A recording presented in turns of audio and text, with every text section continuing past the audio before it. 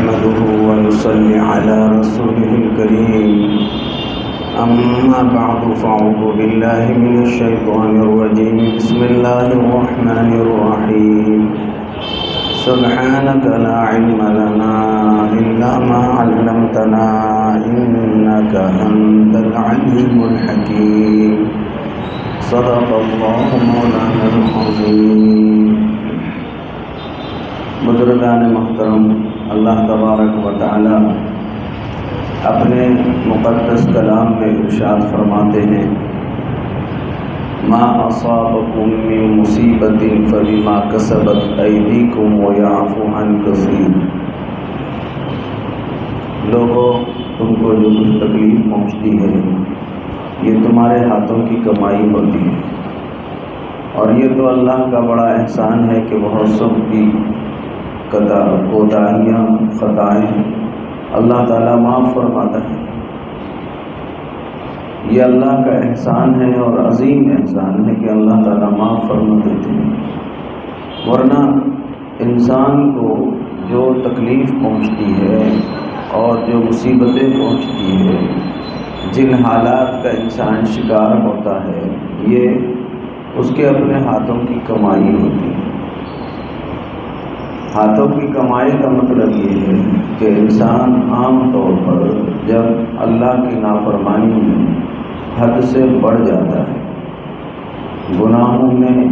خوب ڈوب جاتا ہے اور اللہ تبارک و تعالیٰ کی ناراضگی مول لیتا ہے، تو پھر اب یہ باتیں سبب بنتی ہے اللہ تبارک و تعالیٰ کے جانب سے مشکلات کے آنے کا، مصیبتوں کے آنے کا، حالات کے آنے کا. یہ چیزیں اس کا ذریعہ بن جاتی ہیں. بندے کی ذمہ داری یہ ہے کہ وہ ہر وقت اپنے آپ کا خیال کریں کہ ہم کن برائیوں میں مبتلا ہے، کن گناہوں میں مبتلا ہے اور کن غلط کاموں میں مبتلا ہے. اس سے بہت جلد اپنے آپ کو باہر نکالنے کی فکر اور کوشش کریں. عام طور پر انسان جب گناہوں میں مبتلا ہوتا ہے تو اس کو اس کے گناہ نظر نہیں آتے، اپنے عیوب انسان کو خود سے نظر نہیں آتے ہیں. اس کی نگاہیں تو عام طور پر دوسروں پہ چلی جاتی ہیں، اس لیے انسان خود سے بے خبر ہو جاتا ہے اور اپنے عیوب پر نظر نہیں ڈالتا. ہماری ذمہ داری ہے کہ ہم اپنے آپ کے ایسے گناہ تلاش کریں، چھوٹے بڑے، صغیرہ کبیرہ، جو جہاں جس گناہ میں مبتلا ہوتا ہے اپنے گناہوں کو وہ تلاش کریں اور ان گناہوں کو چھوڑنے کی فکر کوشش کرتا رہے. یہ وقت کا تقاضا بھی ہے، ذمہ داری بھی ہے اور اس کی ضرورت بھی ہے کہ آدمی اس طرح کی فکر کرے. بھائیوں، بات اصل میں یہ ہے کہ دیکھ رہے ہیں آپ حالات ہر جگہ اور بہت مشکل کن حالات نظر آ رہے ہیں. مصیبتیں خاص طور پر امت مسلمہ کے لیے ہر جگہ تنگ ہوتی ہوئی نظر آ رہی ہیں. تو چاہے ہمارے ذاتی حالات ہو، چاہے امت کے حالات ہو، اس سے نکلنے کے جہاں پر بہت سارے اسباب ہیں اور شکلیں، ان میں بطور خاص یہ ہے کہ بندے اپنی اصلاح کی فکر شروع کر دیں، اپنے اندر سے وہ برائیاں، وہ خامیاں دور کریں کہ ہم اللہ کو پسند آ جائیں. جب ہم اللہ کو پسند آئیں گے تو ظاہر ہے کہ پسندیدہ مخلوق پر کبھی ناپسند حالات نہیں آتے ہیں. اب ظاہر ہے کہ ہم تو پسندیدہ ہے اللہ کے، لیکن کچھ چیزیں باہر کی ایسی ہمارے اوپر لگ رہی ہے جس کی وجہ سے ہم ناپسندیدہ ہوتے چلے جا رہے ہیں. ان کو ہم کو اپنے سے دور کرنے کی ضرورت ہے. اس وقت کے حالات ملک میں ہو، ہمارے اڑوس پڑوس میں ہو، علاقوں میں ہو، جہاں بھی ہے بھائیوں، واقعی بہت سارے حالات ہیں، لیکن حالات کا علاج اللہ تعالیٰ نے ہمیں بتایا ہے. ہمیں کہیں بے بس ہونے کی ضرورت نہیں ہے، اس لیے کہ ہمارے ساتھ اللہ ہے. بہت بڑی قوت ہے، بہت بڑی قدرت ہے، بہت بڑی طاقت ہے. اللہ پر ہمارا دھیان ہو، اللہ پر ہمارا ایمان ہو، اللہ پر ہمارا یقین ہو. صرف حالات کے شکوے شکایت کرنے سے کام نہیں چلے گا بھائیو، ہم کو اپنے حالات بدلنے پڑیں گے، اپنے حالات بدلنے کی فکر کریں اور ہر بندہ یہ طے کر لے کہ میں کس گناہ میں مبتلا ہوں، مجھے وہ گناہ چھوڑنے ہیں۔ عام طور پر اپنے گناہ ہم کو خود کو نظر نہیں آتے، اسی لیے حکم ہے کہ اللہ سے یوں بھی دعا کرے، اے اللہ جہاں گناہ چھڑا دے وہاں ساتھ ہی اے اللہ میرے عیوب میرے اوپر ظاہر فرما دیجئے کہ میں کن کن گناہوں میں مبتلا ہوں، مجھے کچھ معلوم نہیں ہے۔ بہت ساری باتیں ایسی ہے اللہ آپ کی نافرمانی کر بیٹھتے ہیں لیکن ہمیں خود بھی پتہ نہیں چلتا کہ ہم نے اللہ آپ کی کیا نافرمانیاں کی ہیں۔ اس لیے اللہ سے یہ دعا بھی مانگنی چاہیے کہ اللہ میرے جو کچھ عیوب ہیں، میرے جو کچھ گناہ ہے وہ مجھ پر ظاہر فرما دیجئے۔ اب ظاہر ہے کہ جب مجھے معلوم ہوگا کہ میں کن گناہوں میں کن عیوب میں مبتلا ہوں تو معلوم ہوگا تو میرے لیے چھوڑنا آسان ہوگا۔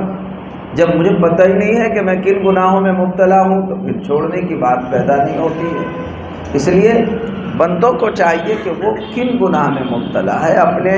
ان گناہوں کو چھوڑنے کی خصوصی طور پر فکر کریں، اس کی مشق کریں،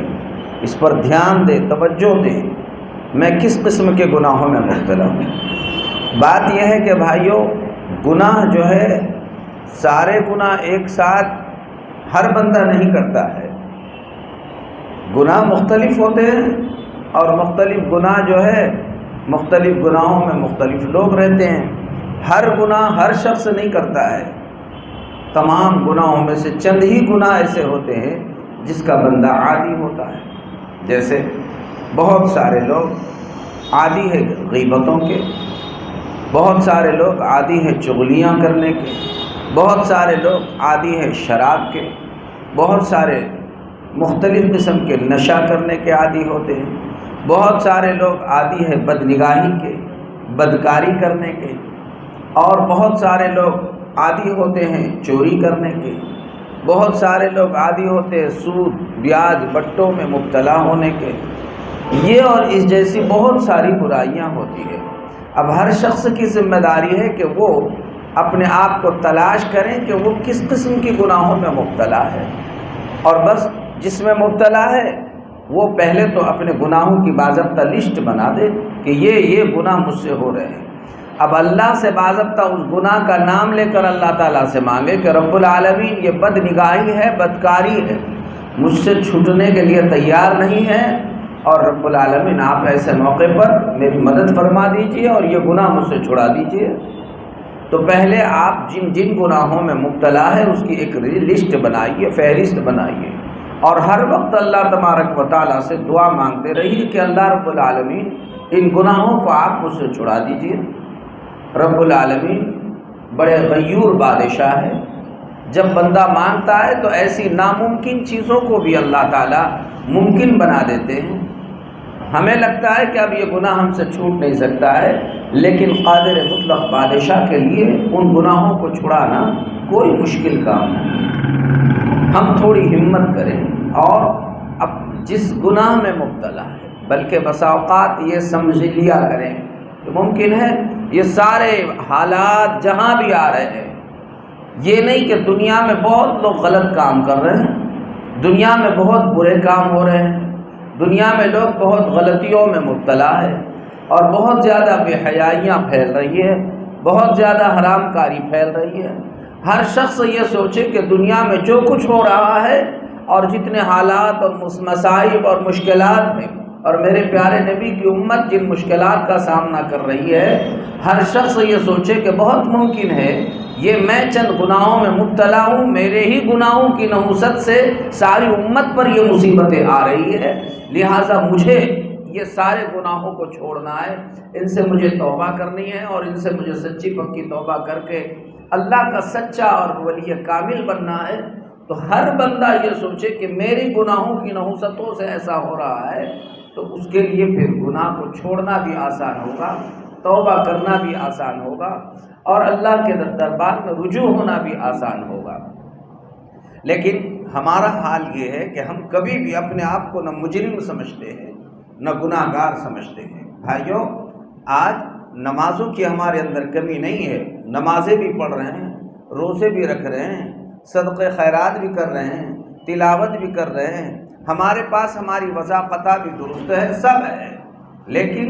ہم اپنے اندر جو رذائل چھپے ہوئے ہیں، ہمارا باطن جو خراب ہو چکا ہے، اندرونی حالت جو ہماری متاثر ہو چکی ہے، اس کے طرف ہمارا نہ خیال جاتا ہے، نہ دھیان جاتا ہے، نہ ہی ہمیں اپنی اصلاح کی کوئی فکر ہوتی ہے، ہم اپنے عیوب سے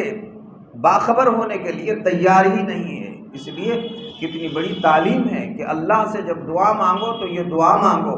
اللہ جہاں ہمیں خیریت کے ساتھ رکھیں، اللہ جہاں عافیت کے ساتھ رکھے، اللہ ہمیں اور ہماری آل اولاد کے ساتھ جہاں بہت ساری خوبیاں پیدا فرما دیجئے۔ ان باتوں کے ساتھ بندوں کو یہ بھی دعا اللہ سے مانگنی چاہیے کہ اللہ میں جن عیوب میں مبتلا ہوں، جن برائیوں میں مبتلا ہوں اور جن نافرمانیوں میں مبتلا ہوں، اللہ میرے اوپر میرے عیوب ظاہر فرما دیجئے، لوگوں کی نگاہوں سے تو چھپا دیجئے، اللہ میرے عیوب لوگوں کی نگاہوں سے تو چھپا دیجئے، لیکن میرے اوپر میرے عیوب ظاہر فرما دیجئے۔ ہم کو یہ اللہ سے مانگنا چاہیے، یہ بہت اہم بات ہے، آپ دھیان دیجئے۔ اللہ میرے عیوب میرے گناہ لوگوں کی نگاہوں سے تو چھپا دیجئے، لیکن میرے اوپر میرے عیوب ظاہر فرما دیجئے۔ اب ظاہر ہے کہ جب میرے اوپر ظاہر ہوں گے تو میں توبہ کروں گا، میں اللہ آپ سے معافی مانگوں گا، اور اللہ تبارک و تعالیٰ پھر آئندہ میں اس قسم کی برائیوں میں گناہوں میں مبتلا نہیں ہوں گا اگر مجھے میرے عیوب معلوم ہوتے چلے جائیں۔ تو یہ اللہ سے مانگنے کی چیز ہے کہ اللہ آپ میرے عیوب مجھ پر ظاہر فرما دیجئے تاکہ میں اس کو چھوڑ دوں اور اس سے پاک صاف ہو سکوں۔ اور اللہ بڑے ستار العیوب ہیں، گناہوں کو چھپانے والے، اللہ نے سب پر گناہوں کے پردہ ڈالا ہے، اس کی وجہ سے ہمیں پتہ نہیں چلتا ہے کہ ہم کس قسم کے گناہوں میں مبتلا ہو رہے ہیں۔ حضرت موسیٰ علی نبینا علیہ السلام کے زمانے کا واقعہ ہے۔ موسیٰ علیہ السلام کے زمانے میں قحط پڑ گیا، بارش ہی نہیں ہو رہی ہے، بارش ہی نہیں ہو رہی ہے، زمین سے سبزہ اگنے کے تیار نہیں، پانی کا نظم نہیں، چارہ پانی بند ہو گیا، روزی روٹی کے مسائل پڑ گئے، اور سب جگہ قحط ہی قحط پڑا ہوا ہے، روزی روٹی کے مسائل پڑے ہوئے، جانور بھی حیران و پریشان ہیں، ان کے لیے بھی کوئی چارہ پانی نظر نہیں آ رہا ہے، سب پریشان ہو گئے۔ سارے بنی اسرائیل نے موسیٰ علیہ السلام کی خدمت میں جب یہ بات عرض کی تو موسیٰ علیہ السلام نے فرمایا چلیں، سارے بنی اسرائیل کو لے کر آپ میدان میں تشریف لے گئے اور کہا کہ چلو ہم نماز استسقاء پڑھ لیتے ہیں۔ آپ کو معلوم ہونا چاہیے نماز استسقاء یہ اللہ سے پانی طلب کرنے کی ایک نماز ہے۔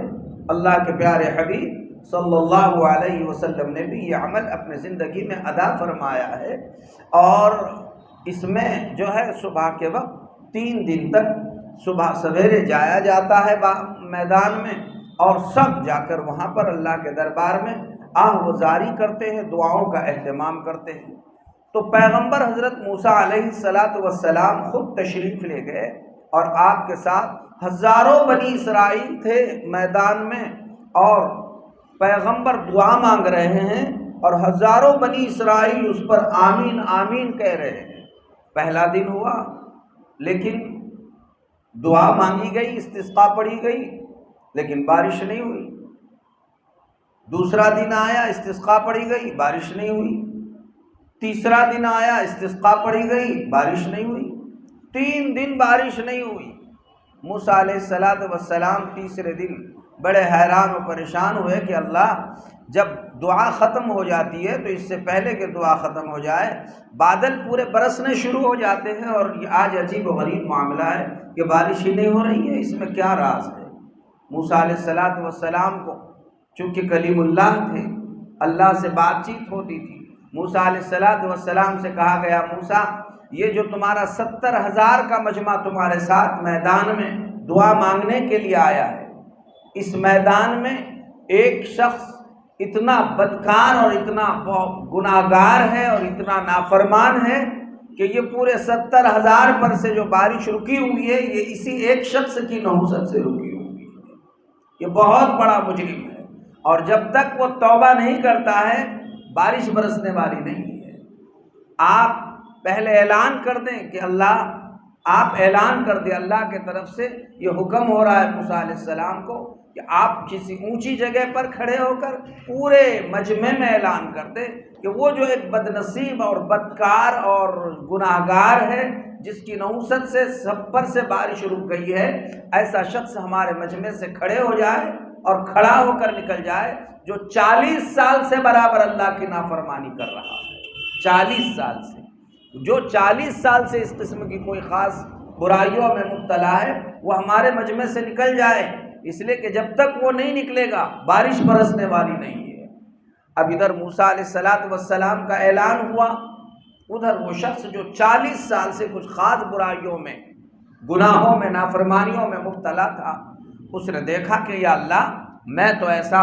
گناہگار ہوں، بدکار ہوں، لیکن اگر میں کھڑا ہو کر نکل جاتا ہوں تو سارے 70,000 میں میری بدنامی ہوگی، میرے خاندان میں بدنامی ہوگی، سب مجھے لعن طعن کر رہے ہوں گے۔ اب اگر میں باہر نکلتا ہوں تو یا اللہ ان کی مرادیں پوری ہوگی، بارش برسے گی، لیکن میں اگر کھڑا ہوتا ہوں تو سب میں میری بدنامی ہوگی۔ تو اللہ آپ ہی کوئی ایسا معاملہ فرما دیجئے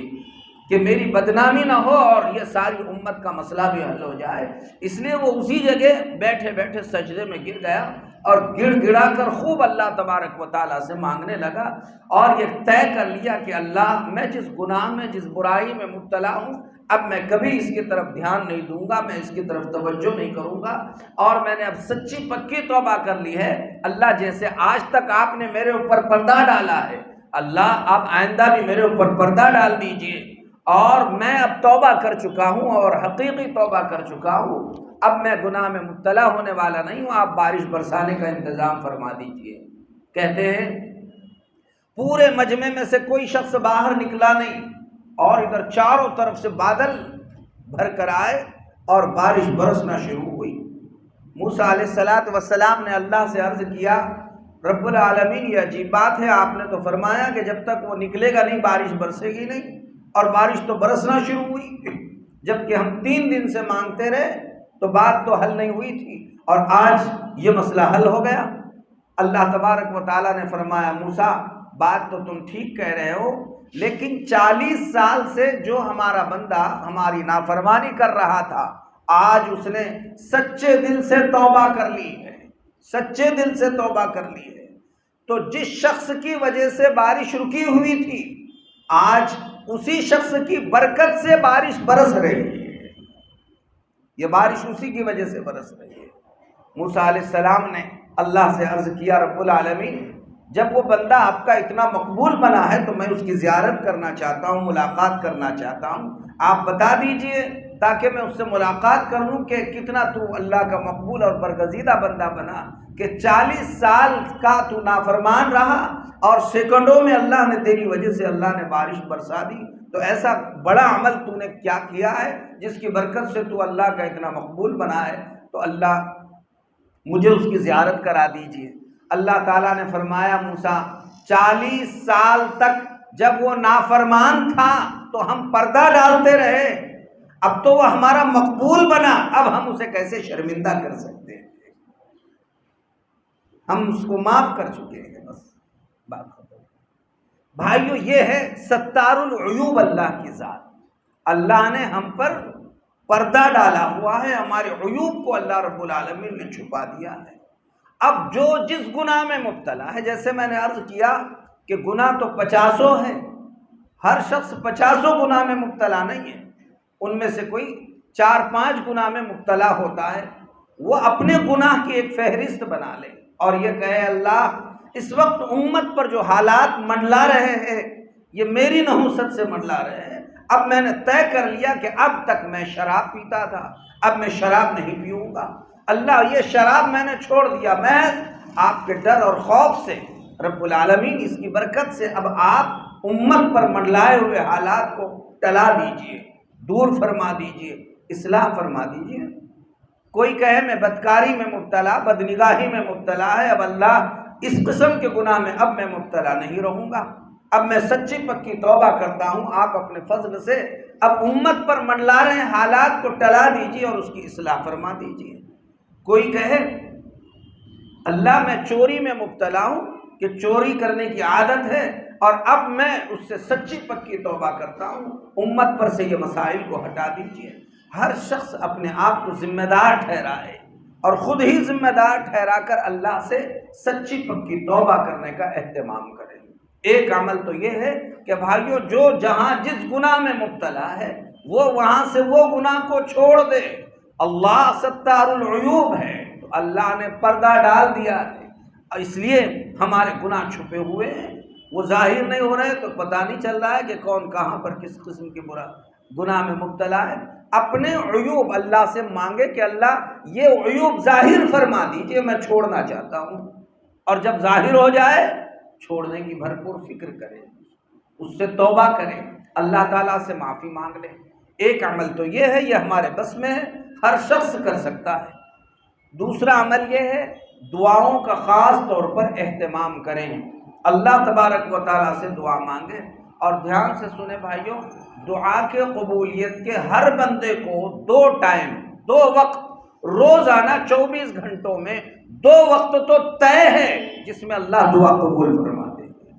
ویسے تو لمحہ لمحہ اللہ دعا قبول فرماتے ہیں، ہر وقت دعا قبول فرماتے ہیں، لیکن 2 وقت ایسے ہیں اس میں اللہ رب العالمین بندے کی دعا کو ضرور قبول فرماتے ہیں۔ آپ اپنے نجی مسائل میں، نجی معاملات میں ہو یا یہ کہ اجتماعی معاملات ہو، جیسے آج کل کے یہ حالات، آپ اللہ کے دربار میں ضرور دعا میں کہیے۔ 2 وقت 24 گھنٹوں میں اللہ نے ہر بندے کو دیے، ہر بندی کو دیے، ہر مرد کو دیے، ہر عورت کو دیے۔ 24 گھنٹوں میں 2 وقت ایسے ہیں اس میں تو دعا قبول ہونا طے ہے۔ حدیث پاک میں رسول اللہ صلی اللہ علیہ وسلم نے ارشاد فرمایا، ہر فرض نماز کے بعد، ہر فرض نماز کے بعد، جب فرض نماز ہوتی ہے، ہر فرض نماز کے بعد بندہ اور بندی جب اپنے ہاتھ اٹھا لیتے ہیں، بس اللہ فوراً دعا کو قبول فرما لیتا ہے۔ اب بتائیے ہم میں سے کتنے لوگ ہیں، ہمارے کتنے مسائل ہیں، لیکن ہم نے مانگنے کا اہتمام نہیں کیا۔ امام صاحب کے ساتھ جو دعا ہوتی ہے تو وہ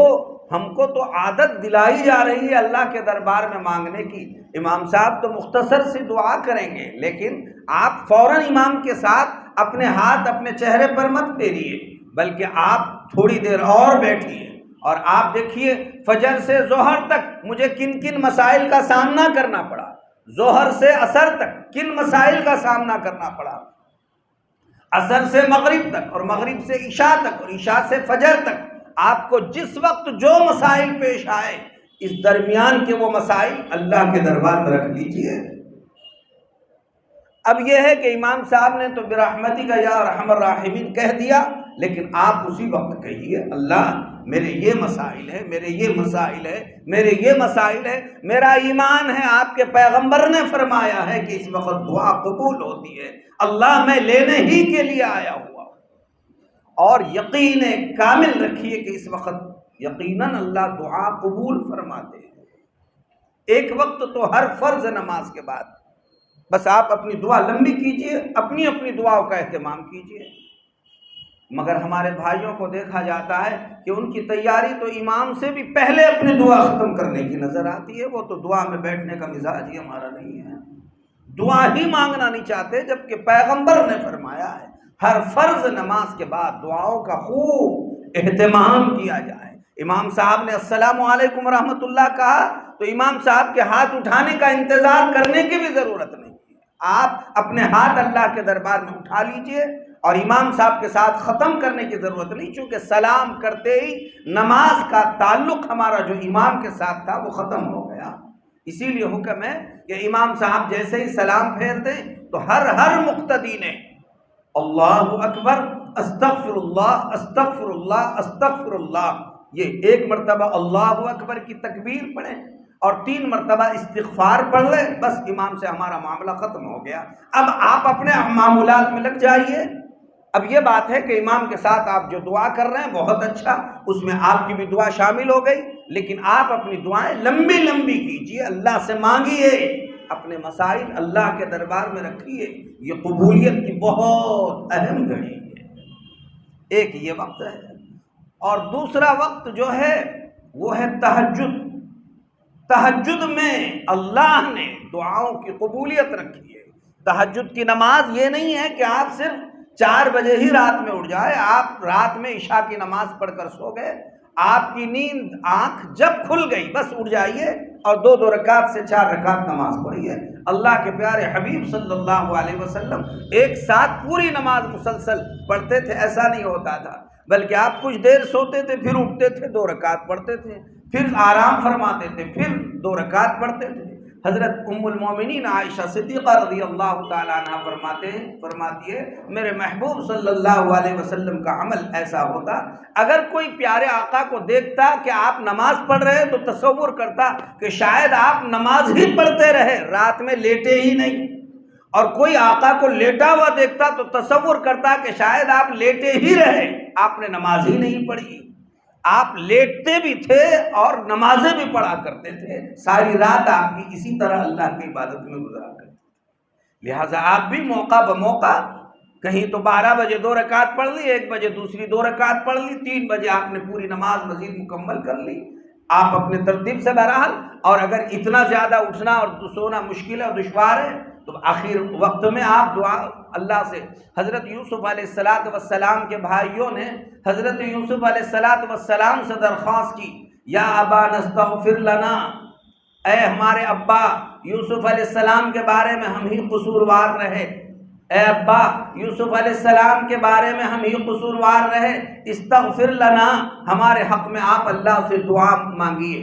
تو یوسف علیہ السلام کے بھائیوں نے جب درخواست کی تو حضرت یعقوب علیہ السلام نے فوراً نہیں دعا مانگی، بلکہ فرمایا سأستغفر لکم ربی، انتظار کرو، ان قریب میں تمہارے لیے تمہارے رب سے دعا مانگوں گا۔ کہتے ہیں کہ جس وقت کا وہ انتظار کر رہے تھے وہ تہجد کی نماز کا انتظار کر رہے تھے کہ اس وقت دعائیں قبول ہوتی ہے، میں تمہارے حق میں اس وقت اللہ کے دربار میں دعا مانگوں گا۔ تو یہی بات آپ کی خدمت میں عرض کی جا رہی تھی کہ بھائیو، دعا مانگنے کے یہ 2 وقت تو 24 گھنٹوں میں 2 وقت طے۔ آپ کہیں جاتے ہیں لائن لگا کر، فلاں صاحب آ رہے ہیں وہ ہماری سفارش کرنے، تو کسی کی سفارش کے لیے گھنٹوں برباد کر دیتے ہیں، اور جہاں یقینی بات ہے کہ ہمارا اللہ ہماری دعاؤں کو قبول فرمانے والا ہے، وہاں کوئی ہاتھ اٹھانے کے تیار نہیں ہے۔ تو ہمارے بھائیوں، نجی مسائل ہو یا کسی عنوان کے ہو، کوئی بیماری میں مبتلا ہے تو بھائیوں، آپ لاکھوں روپیے جمع کرنے کے چکر میں پڑنے سے زیادہ یہ 2 وقت کو روزانہ کے جمع کر کر کے رکھیے۔ آپ اگر کسی حادثے کے شکار ہیں، آپ کسی مصیبت کے شکار ہیں، آپ کوئی مسائل کے شکار ہیں، آپ کے یہاں کوئی حادثات، مشکلات، بیماریاں، مصیبتیں ہیں، تو آپ ان 2 وقت کا انتظار میں اپنے آپ کو قربان کر دیجیے اور کہیے ہر فرض نماز کے بعد روزانہ 5 نمازیں پڑھنی ہیں، اور ہر نماز کے بعد اللہ رب العالمین دعاؤں کو سن رہے ہیں۔ یقیناً اللہ تبارک و تعالی دعاؤں کو سنتے ہیں اور قبول فرماتے ہیں۔ یقین ہونا چاہیے کہ میرا رب یقیناً قبول فرما رہا ہے۔ گھر میں عورتیں کہتی ہیں، گھر سے بچوں کو، مردوں کو کہے کہ جاؤ ترکاری لے کر آؤ، ابھی سالن بنانا ہے، تو ترکاری نہیں ہے، نمک لے کر آؤ، سالن میں ابھی نمک ڈالنا ہے، تو وہ تھوڑی دیر انتظار میں عورتیں رہتی ہے، تو ان کو یقین ہوتا ہے کہ ابھی اگر ہم نے 10-15 منٹ انتظار کر لیا، شوہر بیٹا باہر گیا ہے، وہ نمک لانے والا ہے، وہ مرچ لانے والا ہے، وہ ترکاری لانے والا ہے، اور اس کے بعد ہمارے یہاں کا سالن بننے والا ہے، کھانا تیار ہونے والا ہے، تو یقین ہوتا ہے عورت کو کہ وہ گئے ہیں تو لانے ہی والے ہیں۔ میرے بھائیوں، علماء فرماتے ہیں کہ جس طرح سے اس عورت کو یقین ہوتا ہے یہ چیز آنے ہی والی ہے، اگر لوگوں کو اتنا بھی یقین اللہ سے لینے کا ہو جائے اس کا بیڑا پار ہو جائے کہ اب ہاتھ اٹھایا ہے، یقیناً اللہ دینے ہی والے ہیں، بس ہمارا یقین ہونا چاہیے اللہ ہی دینے والے ہیں۔ ہماری نگاہ ہر وقت اللہ رب العالمین پر، اللہ پر ہونی چاہیے۔ علماء نے لکھا ہے کہ جس طرح ایک بچے کی ہر حال میں ہماری نگاہ اللہ پر ہو، بھائیو حالات سے قطعاً متاثر ہونے کی ضرورت نہیں ہے. حالات ہزاروں مرتبہ آئے ہیں اور اللہ ہم کو دفن فرماتا رہا ہے. اب بھی آئے ہیں اللہ آپ کی دعاؤں کی برکت سے, اللہ رجوع اللہ کی برکت سے. آج کے حالات بھی اللہ تعالیٰ دفن فرما دے گا بشرطے کہ ہمارا رجوع اللہ بڑھ رہا ہو, گناہوں سے توبہ کر رہے ہو. تو بات یہ عرض کر رہا تھا کہ اگر ہمارا یقین اللہ کے ذات پر, جس طرح آپ نے دیکھا ہے کہ چھوٹا بچہ ہے, دودھ پیتے ہوئے عمر کا بچہ ہے, اس کے سامنے سینکڑوں مرد ہوتے ہیں, عورتیں ہوتی ہیں, وہ ہر بات میں اس کی نگاہ صرف اپنی ماں کی طرف ہوتی ہے, ماں کو دیکھتا ہے بس. ماں میں گود میں لے لیا, بات ختم ہو گئی. ماں اسے نظر آ گئی, بات ختم ہو گئی. اب اس کا رونا دھونا سب بند ہو جاتا ہے. کہتے ہیں کہ اگر بندہ جس طرح یہ بچہ اپنی نگاہ اپنے ماں پہ رکھ رہا ہے, اگر بندہ اتنی بھی نگاہ اللہ پر رکھ لے, مسائل حل ہونے کے لیے کافی ہے. ہر مسئلے میں بچے نے سمجھا میری ماں ہی ہے, ہر بندہ ہر مسئلے میں سمجھے میرا اللہ ہی ہے, اور یقیناً اللہ ہی ہے.